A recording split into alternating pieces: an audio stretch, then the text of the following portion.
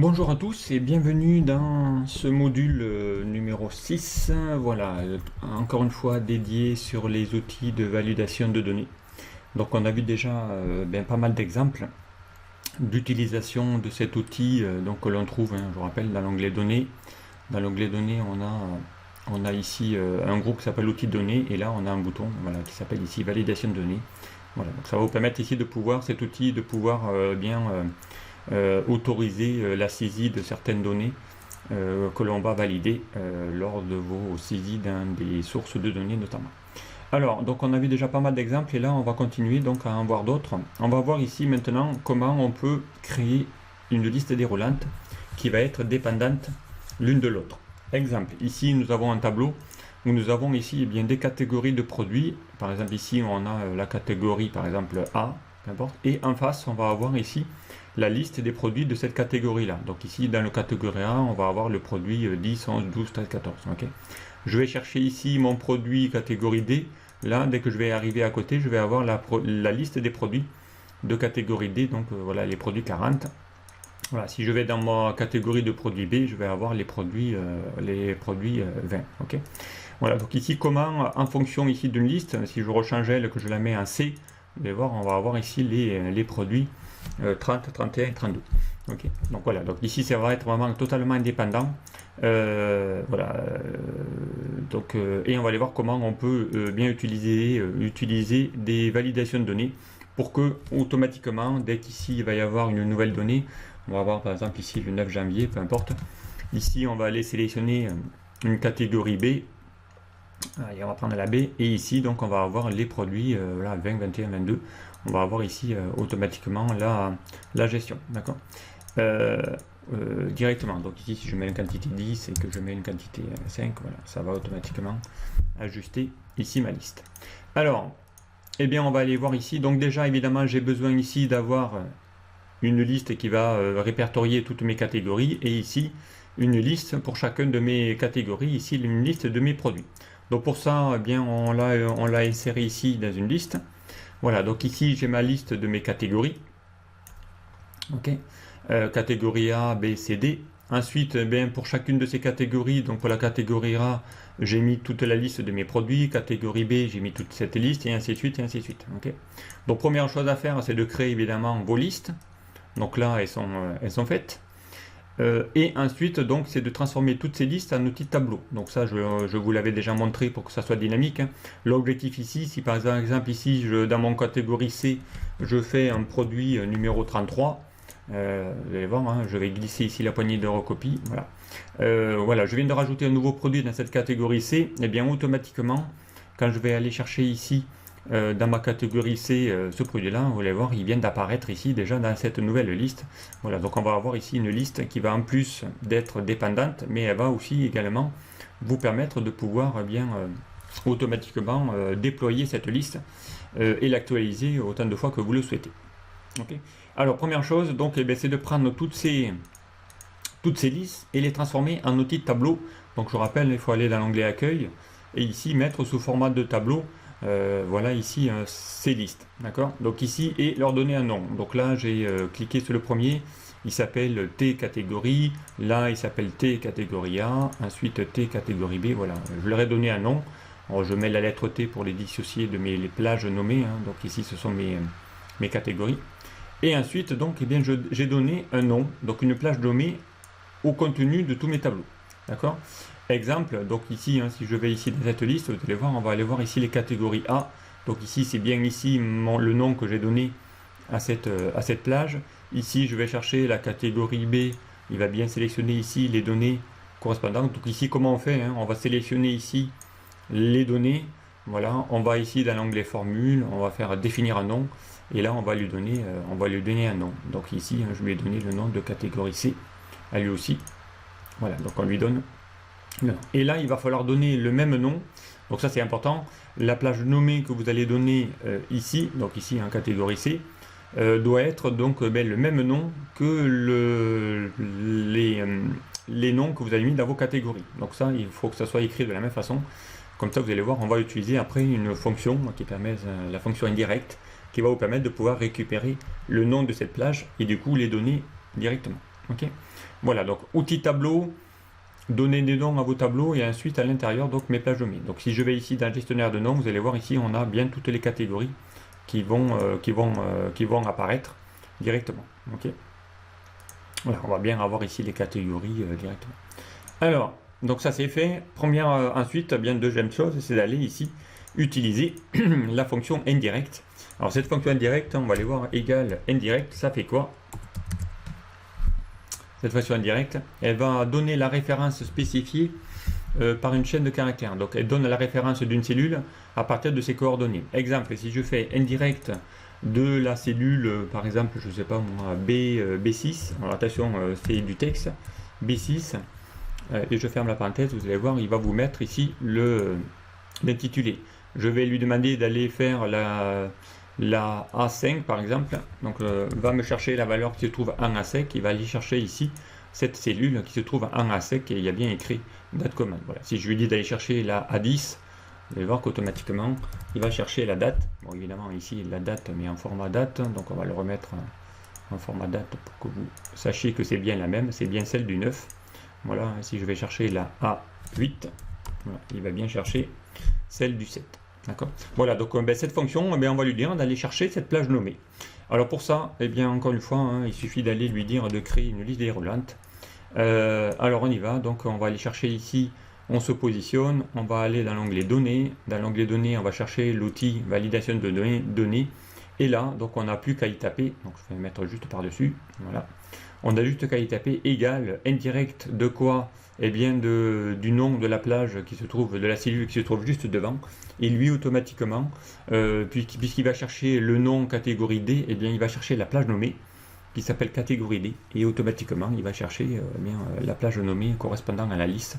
Donc ici il va chercher, puisqu'on est ici de la même, ici il va bien chercher la plage nommée qui se trouve ici. D'accord. Voilà, donc là ici on va aller voir automatiquement les données correspondantes à cette plage. Ok, donc si j'avais ici mis la catégorie A et que j'allais chercher cet outil-là, vous allez voir qu'automatiquement, dès que je vais aller chercher ici ma plage nommée, il va bien chercher ici tous les produits de la liste de la catégorie A. Voilà, donc il va chercher exactement les mêmes infos. Et du coup, comme celle-ci est associée à celle qui est juste devant, dès que j'ai sélectionné une catégorie, eh bien automatiquement, il va vous afficher la plage nommée correspondant à cette catégorie. Voilà ici comment on fait simplement et rapidement une liste déroulante, dépendante l'une de l'autre. Okay. Donc ça c'est le premier exemple. Deuxième exemple, donc on aurait pu aller ici, on va aller voir ça après, mais on aurait pu utiliser donc non plus les outils tableau, mais utiliser une formule qui va vous permettre ici de pouvoir automatiquement, voilà, ça c'est autre chose, hein. Quand je vais chercher ici Italie, donc je vais ici avoir la liste de, ici c'est plus des colonnes, mais voilà, il va chercher ici les infos correspondant à la liste. Voilà, si je vais chercher ici maintenant Espagne, là vous allez voir, hein, il va mettre ici la série des Espagnes, ok, automatiquement. Alors comment j'ai fait ça? Encore une fois, eh bien, il va falloir lui dire d'aller chercher ici une liste déroulante. Donc j'ai créé la liste déroulante qui va aller chercher les pays, donc là c'est simple, hein. Je lui ai fait une validation de données. Voilà, ici je lui ai demandé d'aller sélectionner la plage A4. Donc ici A4, voilà D4, hein, celle-ci, il va chercher les plages et ainsi de suite. Okay. Et à partir de là, donc ensuite je lui ai demandé d'aller chercher ici automatiquement en fonction de la cellule qui est là, on va lui chercher la plage correspondante ici à ces données. D'accord. Et là vous allez voir qu'il n'y a aucune plage nommée, hein, mais il n'y a qu'une formule qui permet d'aller chercher la formule décalée notamment. Donc je rappelle, la formule décalée égale décalée. Ça permet de faire quoi? Mais ça permet de donner la référence à une plage dont le nombre de colonnes et de lignes est spécifié dans les cellules. Donc alors la fonction décalée, elle fait quoi? Elle part d'une référence de départ ici par exemple. Donc ici je vais dire d'aller sur F4. Okay. Il va vous demander ici de combien de lignes vous voulez vous décaler. Exemple, si je veux chercher le mot Naples, je vais lui dire d'aller se décaler de 1, 2, 3, de 3 lignes. Okay. Je vais lui demander d'aller se décaler d'une colonne pour aller à droite. Okay. Donc là, on lui prend rien en hauteur et en largeur. Et vous allez voir, il va bien ici afficher le mot Naples. Puisque d'ailleurs, je lui demande, à partir de ce point de départ, va te décaler de 1, 2, 3 lignes et d'une colonne, voilà, à l'intérieur. Voilà, donc là, il va le faire automatiquement. D'accord? Il va aller le chercher. Ici, je lui dis ici d'aller chercher, je sais pas moi, une hauteur. Donc ici, d'aller chercher, je sais pas moi, moins 3 par exemple, on va lui dire. Voilà, donc là, il attend évidemment une plage. Ici, il ne va pas pouvoir le faire parce qu'il va vous chercher ici une plage à partir de cette info-là. Donc ici, on peut lui dire d'aller chercher cette plage-là. Voilà, il va vous chercher, ben là, il ne peut pas l'afficher parce que c'est une liste, mais on pourrait aller lui chercher une plage de plusieurs cellules, de plusieurs colonnes. Ok. Voilà, donc ici, hein, ça c'est la fonction décalée, donc je vais utiliser. Voilà, donc ici, on lui a demandé hein, d'aller chercher la fonction décalée. Mais si je veux aller prendre ici les plages correspondantes ici à la donnée, donc eh bien, il va falloir que je lui demande d'aller chercher aussi hein, dans l'intitulé automatiquement. Donc je lui dis d'aller se décaler d'une ligne et ensuite pour aller prendre l'équivalent, donc j'ai utilisé la fonction equiv, hein, égale equiv. Alors equiv ça fait quoi? Ça renvoie la position relative d'un élément dans une matrice. Voilà, donc si je lui demande d'aller chercher à partir de cette matrice là, d'aller chercher ici la plage qui se trouve entre A4 et D4 par exemple, peu importe. Ok, et là on va lui demander d'aller se décaler, par exemple ici je veux la vraie correspondance. Voilà, donc, voilà, il va chercher ici la position numéro 1, puisque derrière je lui dis d'aller se décaler directement sur cette info là, okay, sur le pays France. Donc voilà, donc il va chercher ici l'index automatiquement grâce à cette fonction equiv qui va vous permettre ici à partir aussi de savoir si je veux ou pas de lignes et ainsi de suite. D'accord. Voilà, et ensuite eh bien j'ai utilisé la fonction nbval qui permet d'aller compter le nombre de caractères automatiquement, donc en gros en fonction de la fonction décalée et equiv. Donc voilà, donc cette fonction est en fait, donc ça vous permettra de pouvoir aussi vous décaler à partir de ce point de référence. Donc il va aller chercher l'info, de savoir ici sur quelle colonne il est, d'accord. Si je lui demande d'aller chercher ici eh bien, cette info là, il va aller chercher à partir de cette colonne décalée, et là il va aller chercher le nombre de lignes qu'il faut avec la fonction nbval. Évidemment il va falloir qu'il compte ici à partir d'un point de départ, qu'il compte combien il voit de caractères dans chacune des colonnes, puisqu'on n'a pas le même nombre de villes dans chacune des colonnes. Okay.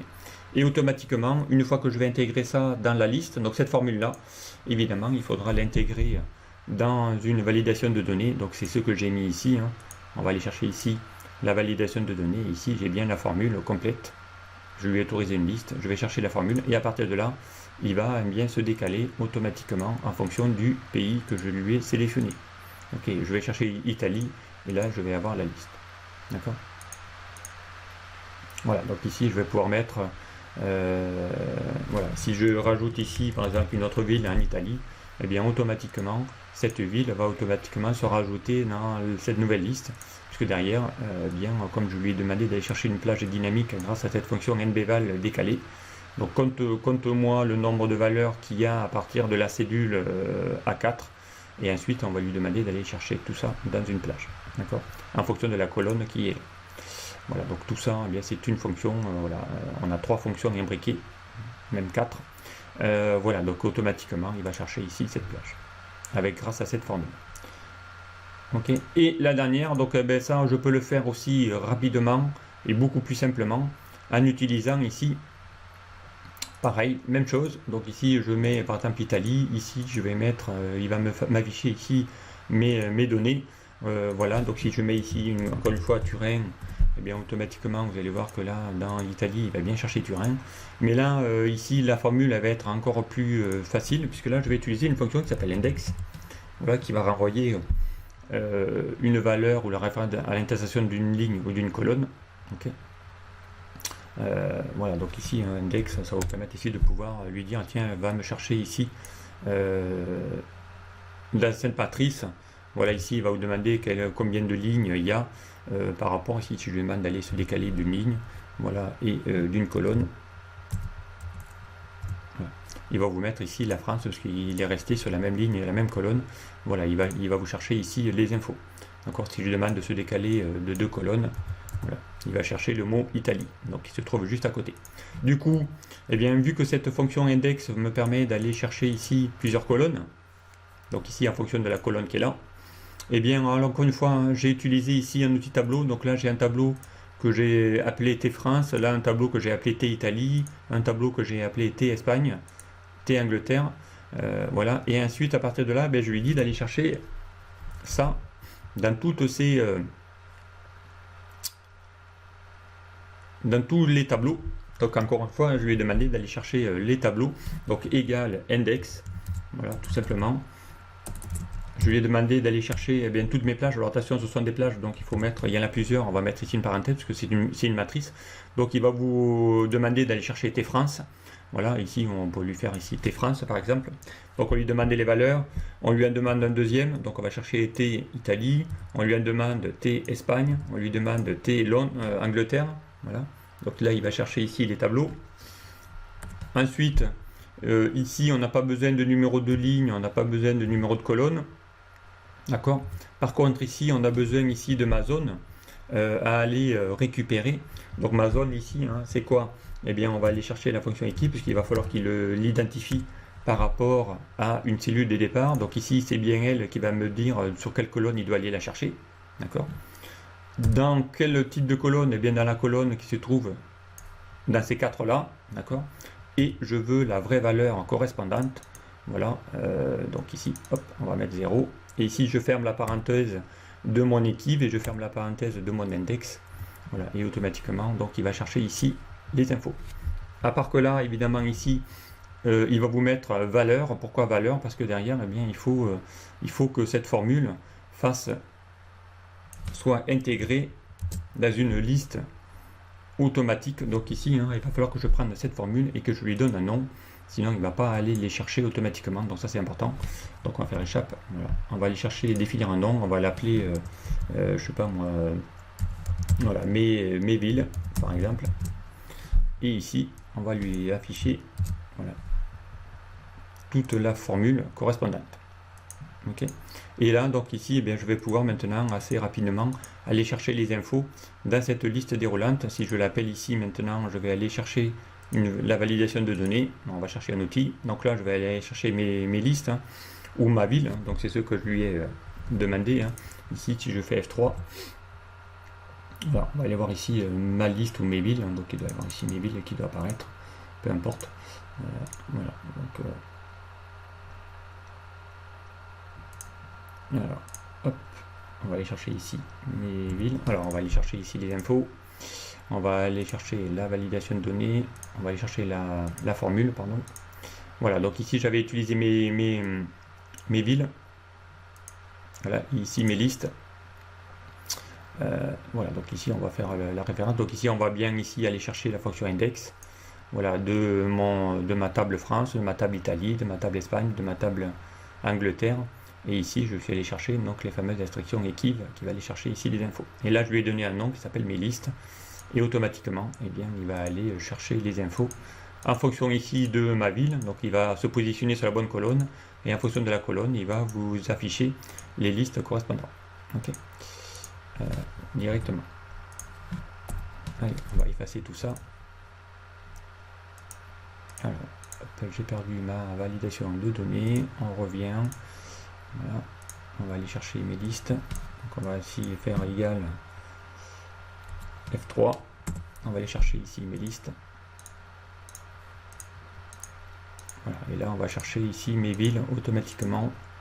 Voilà, Espagne, Madrid, et ainsi de suite. Voilà, donc ici un rapide, beaucoup plus simple à faire en utilisant uniquement des tableaux et en lui demandant d'aller chercher la fonction index cumulé avec la fonction équipe. Donc c'est comme si je faisais une recherche V, exactement pareil, mais ici sur une plage. Voilà, donc ici hein, les différentes façons d'aller créer des listes déroulantes dépendantes l'une de l'autre. Voilà, soit on utilise des fonctions décalées, soit on va aller utiliser la fonction indirecte, ou soit on va utiliser la fonction index. Voilà, donc ici plein de fonctions qui permettent ici d'aller chercher des infos sur plusieurs colonnes. Voilà, assez rapide à faire notamment. Voilà, donc j'espère que ces tutos vous auront plu. Donc là, j'ai passé en revue tous les outils de validation de données que l'on peut réaliser lors de la saisie d'une source, d'une table. Voilà, donc eh bien ici, hein, il n'y a plus qu'à utiliser, donc la liste est vraiment exhaustive, là j'ai prévu tous les cas, donc à vous de les utiliser directement. Donc je mettrai le lien dans la dernière vidéo pour pouvoir télécharger ce fichier si vous le souhaitez, puisque vous pouvez prendre un exemple là-dessus et l'adapter par rapport à vos propres données à vous. Voilà, merci de m'avoir suivi, et puis je vous dis à très vite sur de prochains tutos. Au revoir.